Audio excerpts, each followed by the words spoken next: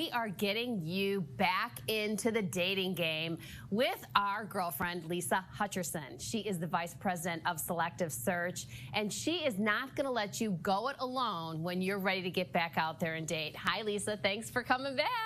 Good morning, Nicole. Love being here. Today's topic is how to find love post-divorce. Correct. How and when? Yeah, right. So you say, first of all, to really put your best foot forward is to close the past chapter to open up a new one. That's right. You cannot jump into a new relationship until you have literally put the old one to bed. And some good ways to do that you suggest is to practice self-love and do some reflection. Yeah, reflection is great. And when we talk self-love, I'm not talking about a facial and a massage.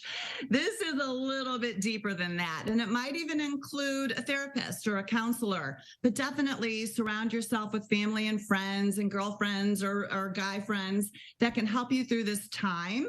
And dig deep and think about what worked in that past relationship. What do you want to bring into the next relationship? You know, and you do have to remember that as you're going into this new relationship, you know, you have to be whole yourself before you can give yourself to another person. And being positive in your mental mindset is something that's really important too.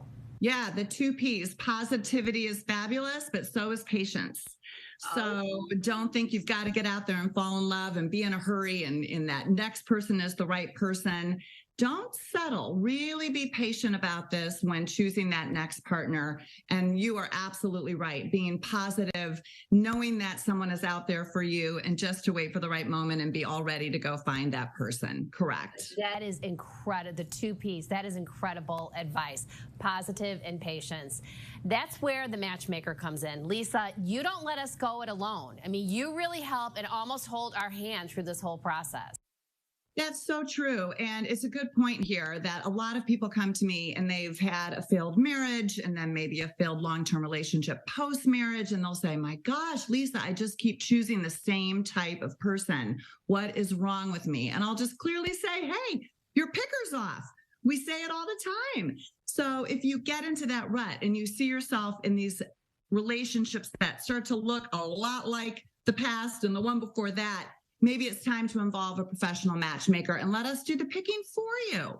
We're looking at, of course, hundreds of points of data, but there's also that matchmaker intuition that comes to play when putting 2 great people together.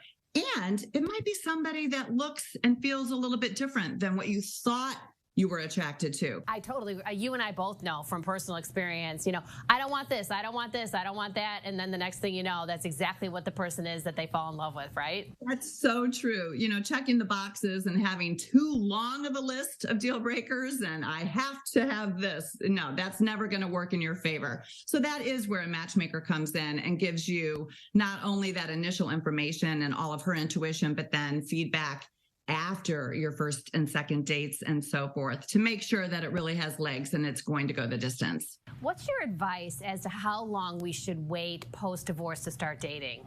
There are many states across the United States where you have to be legally separated for a year before the court system will even put you on the schedule for your court date and finalize your divorce. So in those types of cases, if you've been unhappy in your relationship for a very long time, and then your divorce is finally finalized, you're probably very ready to get out there.